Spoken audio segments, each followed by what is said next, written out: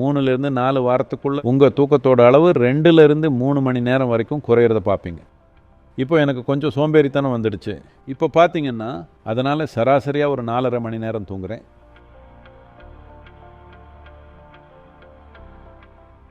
ஒரு ஸ்கூலோ காலேஜோ போற ஸ்டூடெண்டோட வாழ்க்கை அதோட முழு சாத்தியத்தை அடையணும்னா எந்த மாதிரியான சாப்பாடு சாப்பிடணும்? ஸோ என்ன மாதிரியான சாப்பாடு? நாம் இதை புரிஞ்சுக்கணும். உணவுங்கிறது ஒரு மதம் கிடையாது, உணவுங்கிறது ஒரு கலாச்சாரம் கிடையாது. இந்த மெஷினுக்கு உணவுங்கிறது வெறும் எரிபொருள் மட்டும்தான். அப்படி தானே? சுவைக்கு கலாச்சாரம் சார்ந்த அம்சங்கள் இருக்கலாம். காலப்போக்கில் சாப்பாட்டில் மத அடையாளங்கள் கூட சேர்ந்துருக்கலாம். ஆனால் அடிப்படையில் உணவுங்கிறது இந்த உடம்புக்கான ஒரு எரிபொருள். அப்போது எந்த மாதிரியான சாப்பாடு கொடுத்தா அது தனக்குள்ள எந்த கஷ்டமும் இல்லாமல் அதே சமயம் முழு வேகத்தோடு வேலை செய்யும். இப்போ ஒரு பெட்ரோல் காரை வாங்கி அதில் டீசலை ஊற்றுறீங்கன்னு வச்சுப்போம். அது அப்போவும் ஏதோ ஓடும், ஆனால் அதோட முழு திறனோடு ஓடாது.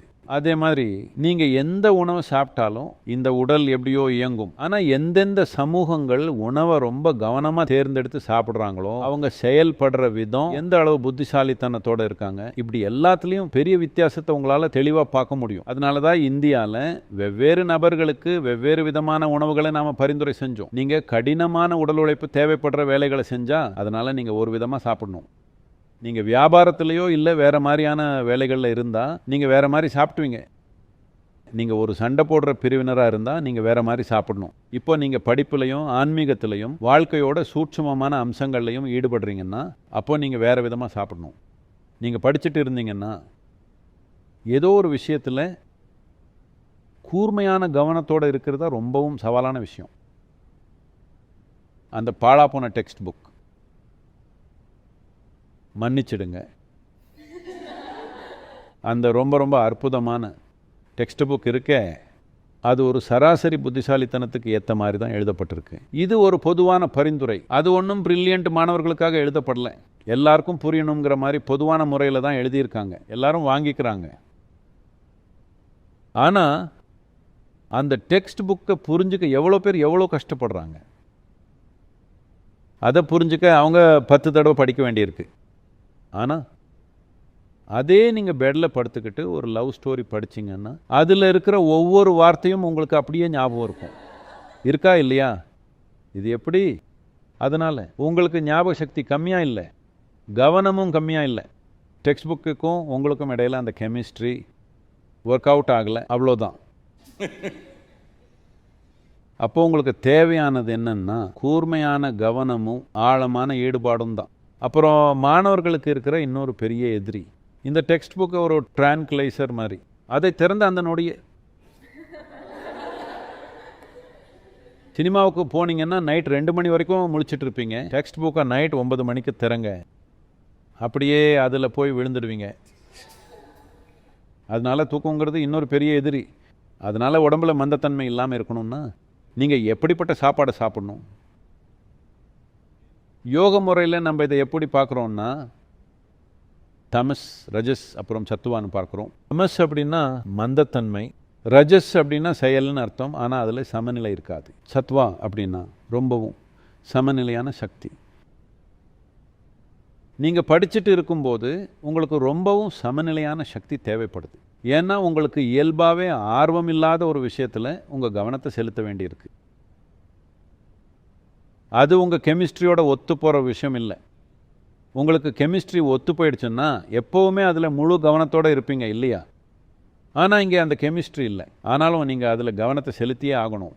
இதுக்கு உங்களுக்கு ஒரு சமநிலையான உறுதியான மனசு வேணும். இதுக்காக நீங்கள் ஒரு குறிப்பிட்ட விதத்தில் சாப்பிட வேண்டியிருக்கு. ரொம்ப எளிமையாக சொல்லணும்னா சாப்பாடு நம்ம உடம்புக்குள்ளே இருக்கிற உணவு குழாய் வழியாக போகுது.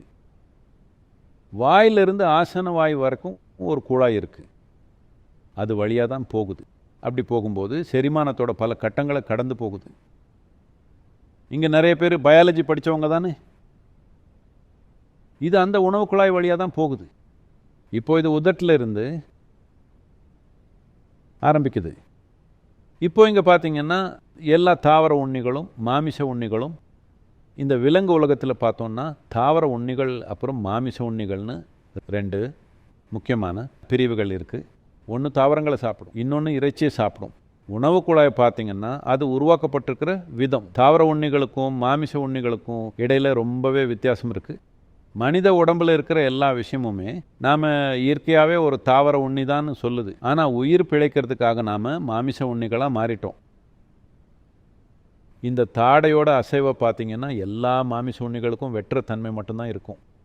தாவர உண்ணிகளுக்கு வெட்டுறது அரைக்கிறதுன்னு 2 தன்மையுமே இருக்கும். மாமிச உண்ணிகளுக்கு பரவலான கடவாய் பற்கள் கிடையாது, அவங்களுக்கு வெட்டு பற்கள், கோரை பற்கள்னு எல்லாமே வெட்டுறதுக்கு ஏற்ற மாதிரி தான் இருக்கும். அதனால் அவங்க அதை மட்டும்தான் செய்வாங்க. தாவர உண்ணிகள் எல்லாமே உணவை அரைச்சி சாப்பிடும்.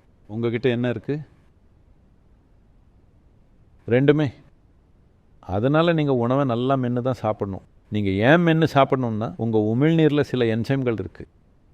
பார்த்தீங்கன்னா இப்போ கொஞ்சமாக பச்சரிசியை எடுத்து வாயில் போட்டு 1 நிமிஷம் மட்டும் அப்படியே வச்சுருந்தீங்கன்னா அது வாயிலேயே இனிப்பாக மாறுறதை கவனிக்கலாம். ஏன்னா இங்கேயே அந்த கார்போஹைட்ரேட் சர்க்கரையாக மாற்றப்படுது, இங்கேயே நடக்குது. அதனால் நீங்கள் முறையாக சாப்பிட்டீங்கன்னா 30லிருந்து 50% செரிமானம் உங்கள் வாயிலேயே நடந்துடணும்னு சொல்லுவோம்.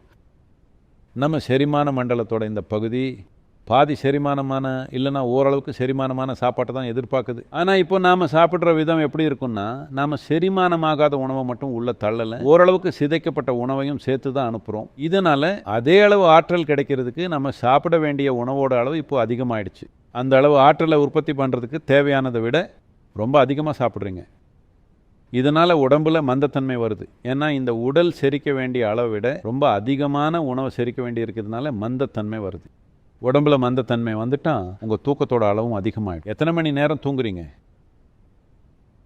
ஹலோ, 8 மணி நேரமா? பொதுவான ப்ரெஸ்கிரிப்ஷன் படியே போகிறீங்க போல இருக்கேன். இப்போ நீங்கள் உங்கள் தூக்கத்தை தவிர்க்கணும்னு அர்த்தம் இல்லை, விஷயம் அது இல்லை. ஆனால் நீங்கள் சரியாக சாப்பிட்டு உங்கள் உடம்பை ஒரு குறிப்பிட்ட விதத்தில் வச்சுக்கிட்டிங்கன்னா 3லேருந்து 4 வாரத்துக்குள்ளே ரொம்ப சுலபமாக உங்கள் தூக்கத்தோட அளவு 2லேருந்து 3 மணி நேரம் வரைக்கும் குறையிறத பார்ப்பீங்க. நீங்கள் விழிப்புணர்வோடு சாப்பிட்டு அப்புறம் சரியாக உட்கார கற்றுக்கிட்டாலே ரொம்ப சுலபமாக 1.5லேருந்து 3 மணி நேரம் வரைக்கும் தூக்கத்தை குறைச்சிக்கலாம். தெரியுமா? வெறும் போஸ்டர், உங்கள் உடம்போட ஜியாமெட்ரி, அப்புறம் இந்த உடம்புக்குள்ளே என்ன போகுது, இந்த 2 விஷயத்தை மட்டும் நீங்கள் சரியாக பார்த்துக்கிட்டாலே தூங்குகிற நேரம் தானாகவே அப்படியே குறைஞ்சி போகிறத பார்ப்பீங்க. உங்களுக்கு ஒன்று சொல்கிறேன், 25 வருஷத்துக்கு மேலே நான் ஆவரேஜாக ஒரு 2.5 மணி நேர தூக்கத்தில் தான் சமாளிச்சுட்டு இருந்தேன். இப்போ எனக்கு கொஞ்சம் சோம்பேறித்தனம் வந்துடுச்சு. இப்போ பார்த்தீங்கன்னா அதனால் சராசரியாக ஒரு 4.5 மணி நேரம் தூங்குறேன்.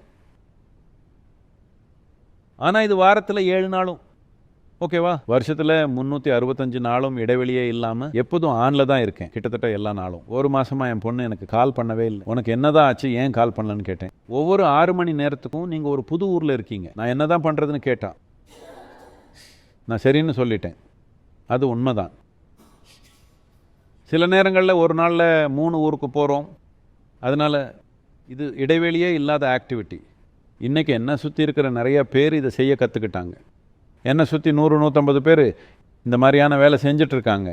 சராசரியாக 4 மணி நேரம் தூக்கம். வாரத்தில் 7 நாளும் அவங்க எப்போவும் முழு வீச்சில் இயங்கிக்கிட்டு இருக்காங்க. அவங்களுக்கு எரிச்சல் இல்லை, அவங்க விரக்தி ஆகலை, ரொம்ப சந்தோஷமாகவும் அற்புதமாகவும் இருக்கிறாங்க.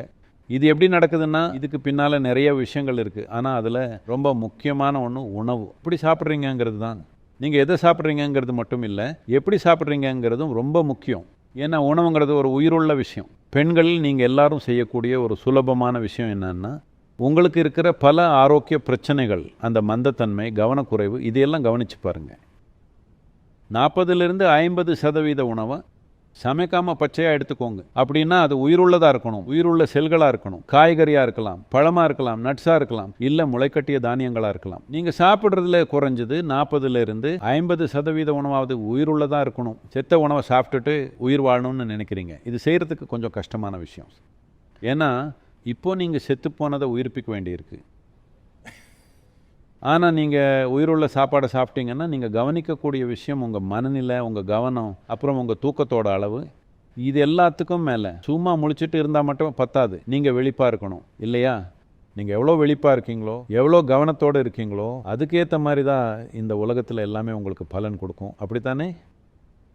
உங்கள் கவனத்தோட அளவு என்னங்கிறது தான் இந்த உலகம் உங்களுக்கு பலன் கொடுக்குமா இல்லையாங்கிறது முடிவு பண்ணுது இல்லையா? வாழ்க்கையோட உணவோட இன்னொரு முக்கியமான